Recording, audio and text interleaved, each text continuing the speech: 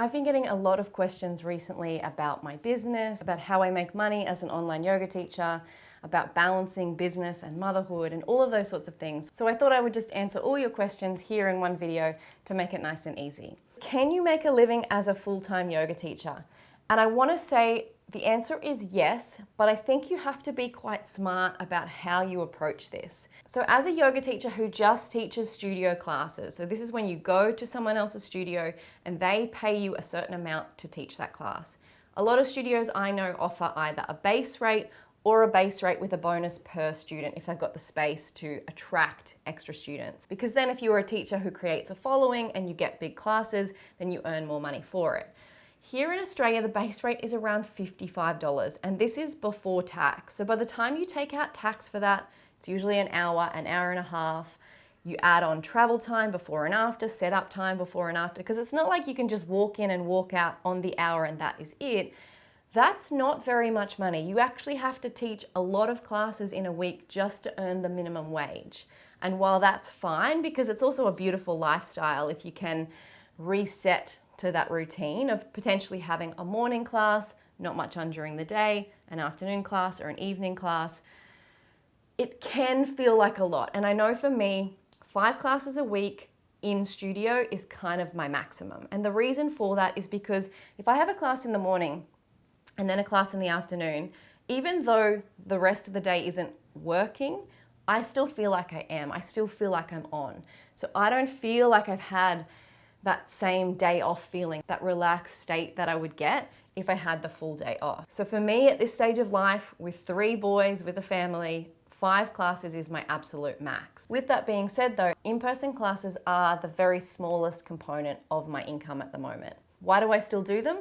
Because I absolutely love the energy and the space of being in person in a studio with other women. So it's really important to me. And I think it also fuels the other work that I do. I can create classes online and talk to a camera because I've sat with real women, heard their stories, worked with their bodies, understood their energy. Because I do that work, I can do this work. I don't know that I could do this work as well if I wasn't still doing the in-person classes. So whilst the direct money exchange isn't as much for those in-person classes, they are really still important to my overall business. So if you are finding that you're becoming burnt out from trying to do too many classes in a week, I really want to recommend that you find other avenues to make income. So for me, the other ways that I do it, through YouTube, though it's not very much, of AdSense, and through my membership and the other offerings I have. If you don't want to work on an online space, you don't have to. I would recommend looking into running workshops because you can charge a more premium rate, and for a small amount of time you can earn a lot more money. And also you can usually make your workshops go for a little bit longer. So instead of working just 1 hour here and there, you could do a 3-hour or a half day or a full day. So where do you start with this? I would really look into what is your specialty? What do you bring to your classes that people want more of?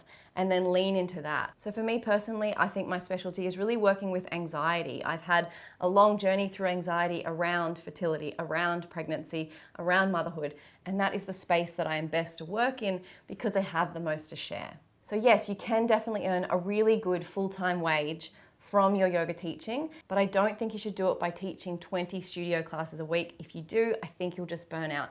Look for other ways to make income in a way that is easier, one-on-one sessions, workshops, or if you can, take it online. So the next question I have is, what does your work week look like? So I am currently at the very end of our summer school holidays here. Here in Australia, our holidays got extended by 2 weeks, so my kids have been home for an extra 2 weeks. So we've had 8 weeks of school holidays. So the last 8 weeks have looked very, very different for me than what my normal work week looks like. For the last 8 weeks, I haven't done much work at all other than a little bit of editing and some filming like this when my husband's been home. So he's currently got the kids at the bike park whilst I'm doing 4 or 5 videos so that I'm ahead for the month.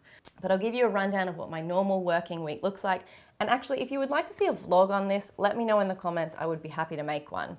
So Mondays is my day with Luca. So we drop the big boys to school and then he and I just have a day to hang out. We go to the park, we go to the pool, we do all those sort of fun things. Usually we add in some grocery shopping or something on a Monday. On a Tuesday, it's always playgroup day. So we go to playgroup, I wear him out, and then usually I try to come home and do a little bit of work while he chills out, watches some TV and has some lunch. Tuesday nights, I've just started teaching a pregnancy yoga class, so I'll head off about 5:30 to go and teach that class. Wednesdays is my biggest day for my business. So this is the day I'll cram in some filming in the morning, or I'll do some one-on-one sessions with women. I teach an 11 o'clock class, and then I've got the afternoon to do some editing and writing before I have to pick up the boys. Thursday and Friday are my counselling days, so these are the days where I do in-person counselling. And then Saturday and Sunday are mostly family days. Does all of my work fit into these neat little boundaries though? Absolutely not. I am often spending an afternoon doing some editing while the boys are playing. I'm often sending off an email whilst I'm cooking dinner. When you have an online business, I do find it tends to creep into the cracks of everything, which at the moment in this season, I've really just resigned myself to. It's okay that it looks like that. Next year, I'm hoping my balance will be a little bit better. Next year, I'll have all 3 boys in school, so I will have more time, I hope. And it will look different then, and it has looked different. When I had newborn babies, I would write emails whilst I was breastfeeding. It looks different whatever season. I kind of wish I had documented it a little bit more, because I really don't even remember those early newborn days anymore. But this is what it looks like now in this season, and I've found the best way is to stop hoping it will look different and just enjoy what it is now. So this next question is actually similar to that one in how do you balance motherhood and family? And it's tricky. I think it's tricky, especially my husband's current roster. He does 8 days on, 6 days off. So for 8 days on, even though he does come home during those 8 days, it's not FIFO work or anything, but he's on call for those 8 days. So I can't rely on him for pickups or drop-offs. He really can't take any of the parenting responsibilities. He can't even really take the boys anywhere, because if he gets called to work, he has to go immediately. So it's quite tricky to manage. But in the same way, that also gives us the benefit of 6 days where he's just with us. And in those 6 days, he picks up all of the slack that he can't carry during those 8 days. So we do kind of have this on-off sort of juggle. And I'm sure, like most of you, we do the whole ships in the night at times. It's like my shift and then his shift. And sometimes it's easier to juggle than others. At the moment, I feel like, yeah, I've got a really good balance at the moment, but I've also been on holidays for 8 weeks and I've just been with the boys most of the time. And my work probably hasn't been getting my focus, but because I did a lot of work before the school holidays, I was prepared. So for me, my balance, I feel, is all over the place. I'm trying to do all the things. I'm trying to be mum and dad. I'm trying to work. I'm trying to keep my business going, and I'm trying to at least be a little bit present for my kids. So I don't have it perfect, I guess is what I'm trying to say. I don't do it right all the time. Sometimes I burn out and I learn that lesson hard and I have to take a big old break and then come back to it slowly. But I think that's also the benefit of having an online business. I get to choose where and when I work. I get to schedule my own hours. I get to work in the middle of the night if I can't sleep, or I get to get up early. There are all of these things, and I really try to focus on I get to, not I have to. And that perspective shift helps me to feel a little bit better about the balance of it all. I am a first-time mum and I dread going back to work. How can I start a business from home? Should I join a network marketing business, or should I come up with my own idea? So without becoming a anti-MLM video, because I don't want this to be that, because I understand that for some women, for some few, these types of businesses can be amazing. But they give me a little bit of an icky feeling when their main message is how amazing that type of business is to sit alongside motherhood. And they present it as if you get this dream life without much work and you get all the income. And I don't think that any business works like that. Certainly hasn't for mine. Like, my business has been a lot of hard work. Yes, I am definitely reaping the benefits now, but for the last really 9 years, I've been putting my energy into this. It didn't look like this 9 years ago. It's definitely morphed and changed as I tried to work out what I was going to offer, how I was going to offer it, all of the things. But I've been putting that same level of energy into it. It's still been consuming my thoughts. Feels a bit scammy when they show you all these idyllic scenes. They're often like uber spiritual, or like have all this time with their kids, like their kids are living in this Montessori dream house, and it always looks too easy. And even the ones who are succeeding, like the ones who are succeeding to pull off that image on Instagram, I know it isn't easy. Like, everything they've had to do behind the scenes to pull off that imagery is really hard. So I guess I just wish they were honest about it. Like, if the business is so great, I want you to tell me it's going to take 5 years of hard work and then you might have a basic wage from this business. I would rather hear that And I think I'd be more on board with these network marketing businesses if they were honest about that, instead of using this imagery, because all the imagery does, I think, is set us up to fail. And I bought into it. I never joined a network marketing business, but there's the same sort of hype around any internet business that, oh, you just kick back at the beach with your laptop and you do your work there and it's amazing. But that's not what my business looks like. My business looks like, literally, it's a hot, sweaty Tuesday. My husband has taken my kids out for 3 hours, so I have 3 hours on the clock. I have to get as much filming done as I can now. The neighbor is making a whole lot of racket, so I'm getting periodically angry about all the noise he's making in his backyard, which is fully entitled to do. It's his backyard and it's a Tuesday. It's so hot here. I've got the window shut so you can't hear the noise. I can't have the fan on, and I'm like literally sweating my face off. This is one glamorous side of my online business. The other side is late at night, in the dark, editing. None of it is me sitting on a beach with a cocktail and my laptop. So I guess what I'm trying to say is, please don't believe the hype that business, any business, online business, in-person business, is easier necessarily than having a job. I guess I worry for some mums because I think they buy into this, but actually what you do is you put all your energy into the business, and all of this time when your babies are so little, and they're so little for such a small amount of time, that then when they turn 5 and they go to school, you're like, oh, actually that didn't work. And maybe I should have just enjoyed the time that I had, or maybe just got a job that would take a little bit of my time, and then I could have had that really good boundary between work and my family. So with all that being said, should you start a business or should you join a network marketing business? That's entirely up to you.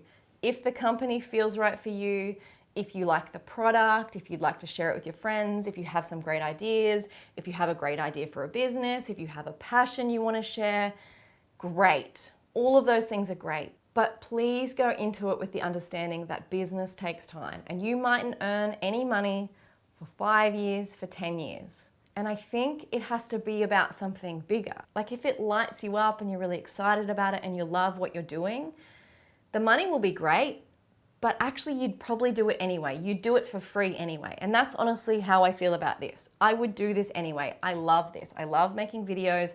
I love yoga. I love sharing with other mums. I love connecting with other women. I love talking about the hard stuff that people don't want to talk about. I love that. And I would do it for free if I wasn't being paid for it. And I did do it for free for a long period of time. So if you're dreading going back to work, I would sit with that. And I would look at how can I make this as least painful as possible for myself and for my baby. And maybe that's an option to, can you work from home a couple of days a week? Can you do part-time? Maybe you need a different job entirely that allows you to work at different times of the day. I think sometimes we put this narrow focus onto the business is going to save me. And the business is going to be my savior from having to leave my kids. But sometimes what happens is we end up snowballing into something bigger, into running a business that's actually taking all our time away from our kids. And I know I said I didn't want to get into a rant about this, but I just know so many women who have literally put everything into building a business and have given all their time to it because they've kind of bought into this idea that it's going to be easy to have babies and to raise kids whilst running a business. And I think it can be, but the money doesn't always flow in the way that you want it to. And I think you have to want to do it because in here is telling you to do it, not necessarily just because you want to avoid going back to work.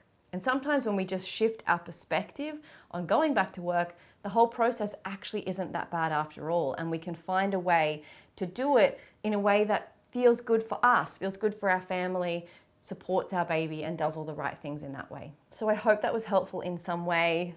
Like I said, I could probably rant about MLMs for a long time, but you could just do a general search on YouTube and find 1,000 anti-MLM videos. I don't need to go into it here.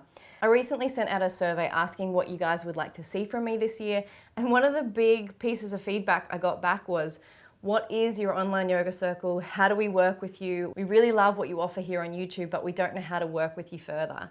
And I think that's definitely my bad. I live and breathe my business, and I think I just assume that you've all been with me forever and you understand how my business works. So I apologize for maybe not talking about it enough. That's definitely a fault of mine. I just really enjoy creating these videos and probably don't do a great job of explaining the logistics. So really there are 4 ways you can work with me. If you are local to me, so that's Brisbane, Sunshine Coast, or Ipswich, you can work with me in person, so come to one-on-one sessions or come and join one of my local classes. So the most popular way of working with me is joining my online yoga circle. So this is what I've been working on for the last 6 years. It is a library of yoga videos, of meditation classes, of informational videos, all about fertility, pregnancy, birth, postpartum, healing from loss, dealing with trauma, all of the transitions we go through as mothers. You will find likely a video on one of the topics that you're looking for. And if you don't, you are more than welcome to request a video and I will make it for you. So Online Yoga Circle is my most popular offering. You could also join one of my courses. So I have a fertility yoga course. So this is for women who are looking to just reset that negative mindset. When you've kind of been lost in it for too long and you're feeling like nothing is working, the fertility yoga course is the one for you. You can also work with me one-on-one wherever you are in the world. So some women do regular one-on-one yoga therapy sessions with me, and this is a mixture of all the modalities that I work with. So some of our sessions will be talk therapy. Sometimes I'll be guiding you through a yoga class or a meditation. Sometimes I'll be asking you to use hands-on work, hands-on healing. So I have also trained in womb massage. So sometimes I'm asking you to use the hands to heal yourself, and that's a really powerful practice as well. So those one-on-one sessions become a mix of all those modalities. Sometimes our sessions are more energy work and channeling as well. It really depends on what you're coming to see me for and what your body and energy is telling me that it needs. And then finally, also I offer yoga teacher training for those of you who want to specialize in fertility and in pregnancy and postpartum yoga. And I think that's it. Last year I was also running separate women's circles, which were really popular, and the feedback was you guys wanted more of those. So what I decided this year is I'm actually going to put them in my Online Yoga Circle membership. So if you are a member of my Online Yoga Circle, the women's circles are going to be monthly within the circle for no extra charge. And the reason for this is because I want more of you involved. I think there's such power when women sit in circle, but even more so that when women sit in their own power and show up for themselves and say, I am important. And that's really what the circles are about. So if you would like to join us in Circle, make sure that you're a member and you join our private Slack community, and all the information will be in there. I hope this video was helpful for you. If you'd like to know anything more about my business or you'd like to work with me further, feel free to leave me a comment or send me an email. All of those links will be in the description box, and I hope to see you again soon. Namaste.